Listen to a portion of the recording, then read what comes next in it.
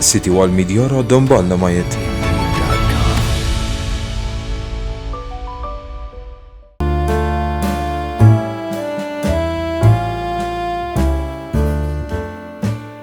معنای قدر به معنای اندازه کردن، معین نمودن و فیصله کردن آمده است. یعنی لیلة القدر شبی است که خداوند متعال در آن هر چیز را صحیحاً اندازه می نماید و وقت آن را تعیین می کند و احکام را نازل می فرماید و تقدیر هر چیز را مقرر می نماید. ترجمه آیت: فیصله کرده می شود هر کار استوار آن. فرود آوردیم آن را به وحی کردن از نزد خویش.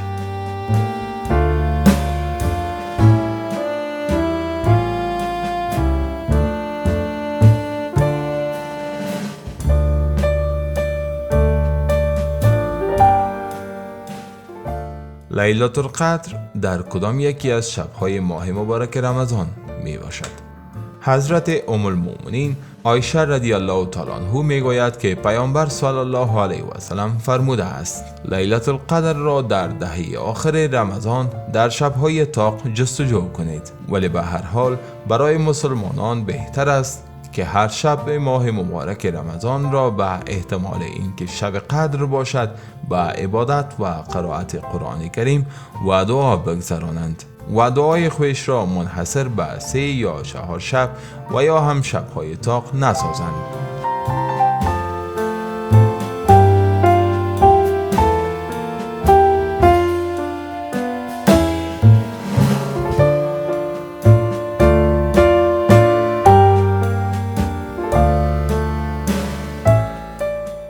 دعای شب لیلة القدر. بیبی عایشه رضی الله تعالی عنها میگوید که با پیامبر اکرم صلی الله علیه و سلم عرض کردم که ای پیامبر خدا، اگر من در بیابم که کدام شب لیلة القدر است که در این شب با خداوند جل جلاله چه دعا کنم؟ فرمود: بگو خداوندا، تو بسیار عفو کننده و بسیار صاحب کرمی، بخشیدن را میپسندی، پس خطاهای مرا ببخش.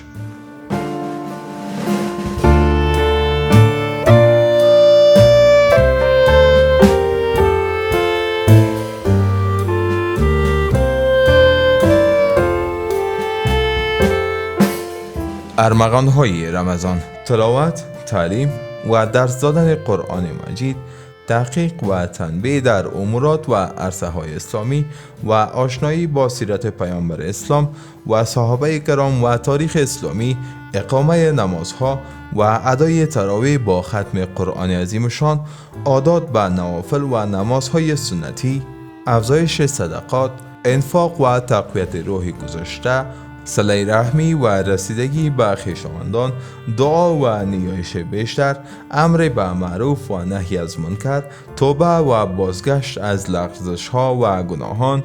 ماه رمضان ماه برگشت به زلال طبیعت و فضای پاکیزه فطرت و تمرین آزادگی از خور و خواب و خشم و شهوت است. ماه رمضان هزاران گوهر گرانبهای به انسانها هدیه کرده و می کند، ولی 3 گوهر آزادی، آگاهی و عشق الهی از درخشانترین هدیه های این ماه به شمار می رود. روزه انسان را از سلطه هوسها و نیازهای کاذب و تحمیلی و افراط در نیازهای واقعی آزاد می کند و به انسان آزادی اراده می بخشد. انسان در سایه رمضان با معارف عالی قرآنی آشنا می شود و با بهترین راهنمودهای زندگی انس می گیرد. دستیابی به سعادت جاودانی و رهایی از همه رنج‌های دنیوی و اخروی بدون گوهر تقوا مقدور نیست و رمضان مبارک این گوهر آسمانی را به روزه‌داران می‌بخشد. پاسداری و نگهبانی از این گوهر آسمانی نیاز به هوشیاری، مراقبت و همکاری همگانی دارد.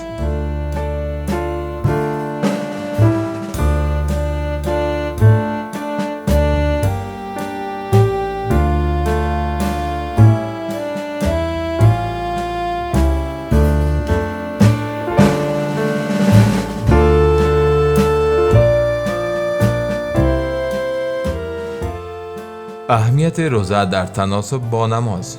زن در حال حیض و نفاس هم نماز و هم روزه را ترک می کند، ولی بعد از مریضی فقط روزه را قضا می آورد. و یا اگر کسی علنا نماز نخواند حد شرعی ندارد، ولی اگر روزه را علنی بخورد حد بر او جاری می شود. همچنان خداوند پاک فرموده است: من پاداش روزه را می دهم، یا من پاداش روزه روزه‌دار هستم، در حالی که درباره نماز چنین چیز نفرموده است.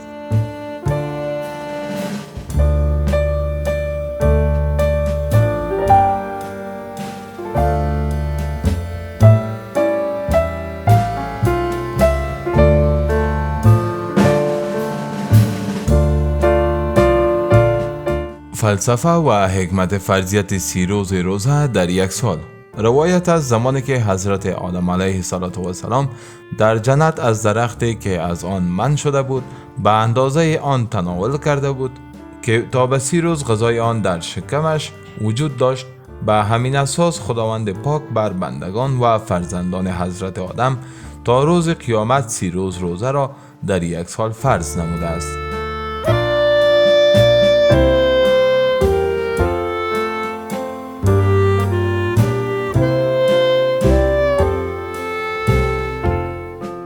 پیام رمضان بر روزه‌داران: جلای ذهن و صفای ضمیر توأم با کار و تلاش و آهنگ نزدیکی در استفاده از انوار رمضان و انعکاس فروغ آن نقش فراوان دارد.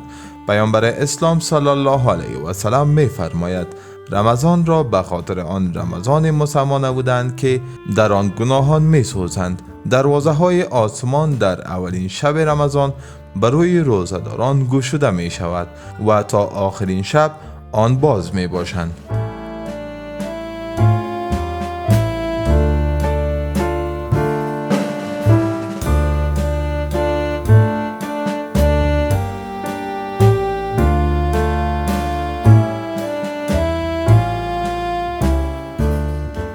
ماه رمضان ماه دعا، ماه نیایش، ماه ایمان و آگاهی از آزادی است.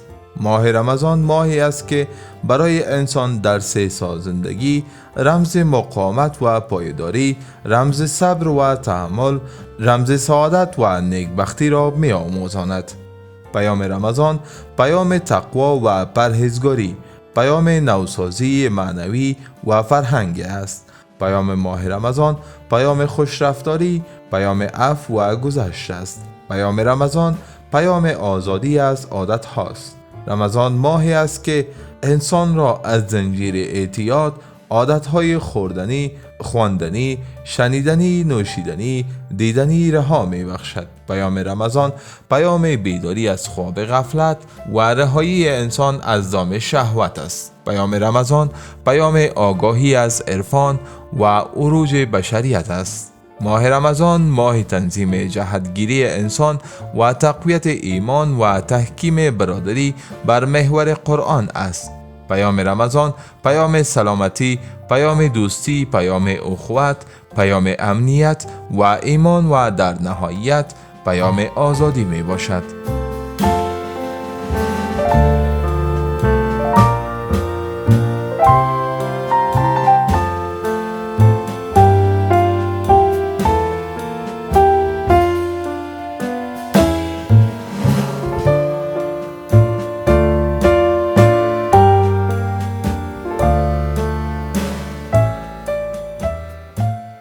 ماه رمضان ماه توبه است. توبه از رقابت ها و حسادت ها است. ماه توبه از بدگمانی ها نسبت به مؤمنان و حسن ظنی که در حق کفار و منافقان نشان دادیم. بله، ماه رمضان ماه بازگشت به قرآن و تنظیم کامل افکار و اخلاق و رفتار انسان پیام رمضان پیام تقوا و پارسایی و ندای بلند نوسازی معنوی و فرهنگی است. پیام رمضان پیام آزادی انسان از زنجیر غرایز و هوس‌های شیطانی و به بند کشیدن شیاطین توسط فرشتگان الهی است.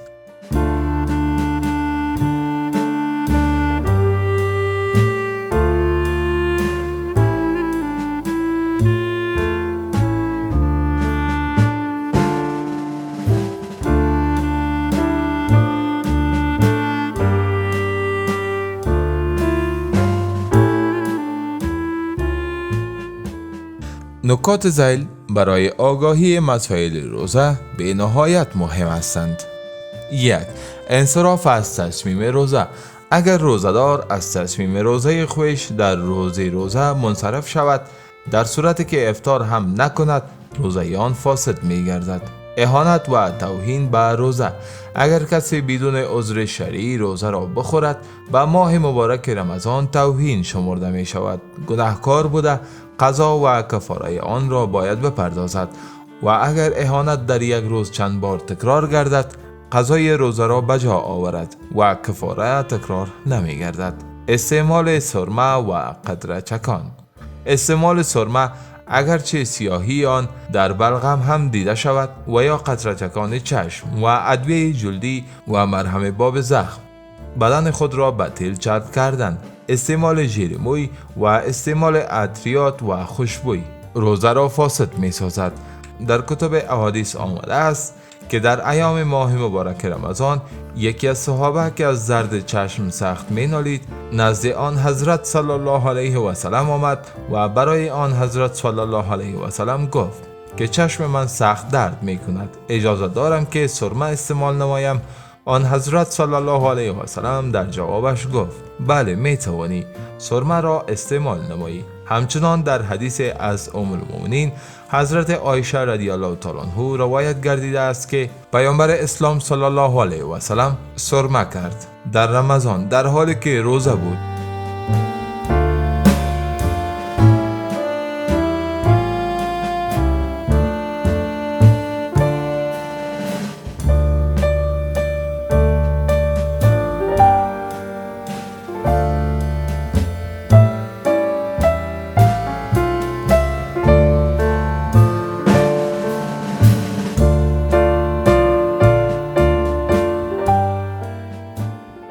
هاکذا باید گفت که چشم منفذ برای معده نمی باشد، ولی برخی از فقها به این نظرند که بهتر و احسن است که استعمال همچو اشیا در شب صورت بپذیرد.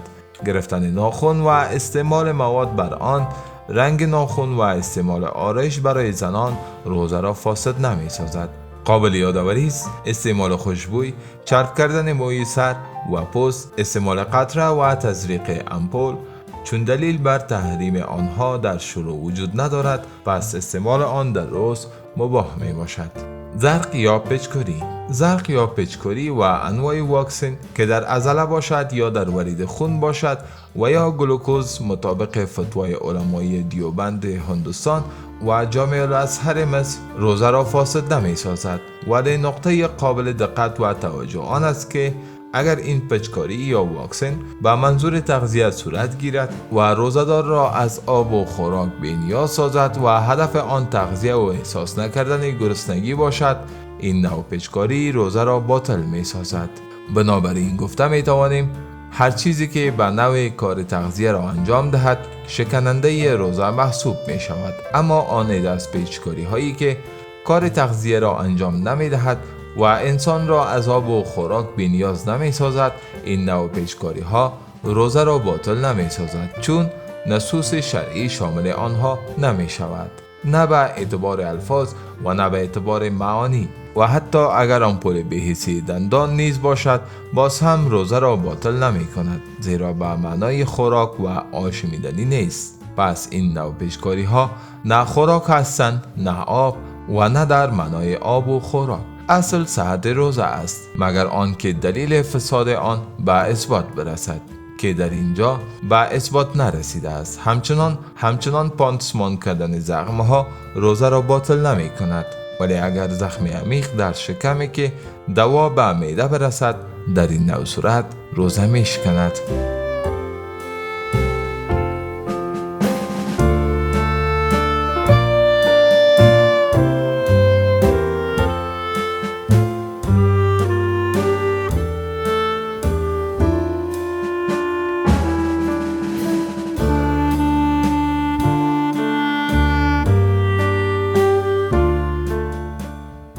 حجامت یا خون گرفتن. حجامت یا خون گرفتن از سر و یا هر عضو دیگر بدن به قصد علاج در رمضان روزه را فاسد نمی سازد. از ابن عباس رضی الله تعالی عنه روایت است که پیامبر اکرم صلی الله علیه و سلم در حالی که روزه بود حجامت کرد، ولی اگر بیم ضعف و سستی وجود داشت حجامت مکروه است. غسل جنابت و یا غسل از گرمی. غسل جنابت و یا غسل از گرمی اگر روزدار در ایام روزه غسل نماید و یا به خاطر دفع برودت هوای گرم را استنشاق نماید، روزه‌اش فاسد نمی گردد. در حدیث شریف از ابوبکر بن عبدالرحمن روایت است که می گوید دیدم پیامبر اکرم صلی الله علیه و سلم را که می ریخت آب را بر سر خود از گرمی در حالی که روزدار بود. همچنان اگر روزدار برای دفع تشنگی غسل نماید، در صورتی که آب به معده او داخل نگردد روزه‌اش فاسد نمی گردد.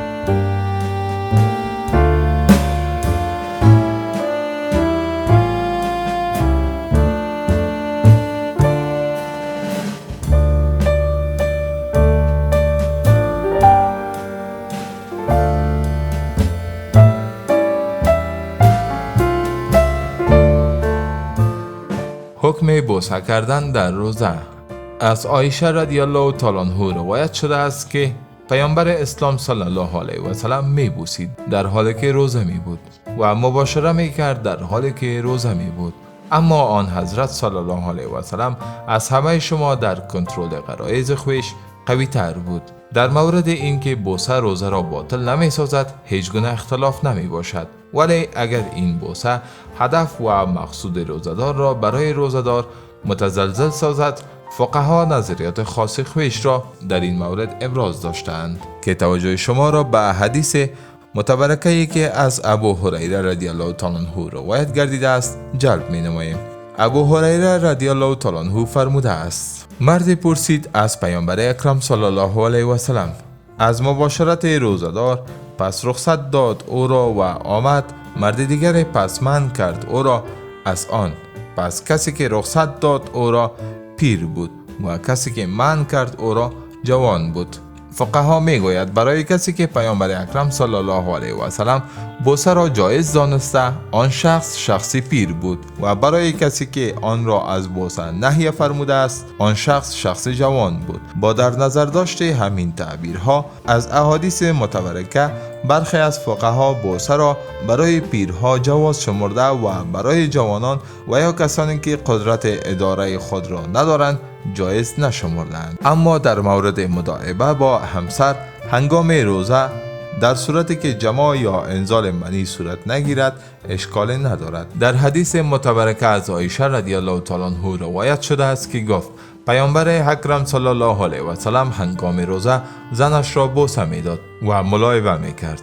لذا ملاعبه بین زوجین هنگام روزه، ولی به شرطی که زوجین متأکد باشند که این ملاعبهشان به جماع منجر نشود و یا منی انزال نشود، وگرنه اگر در برابر شهوت ضعیف باشند این امر برای آنها جایز نیست و باید دوری کنند.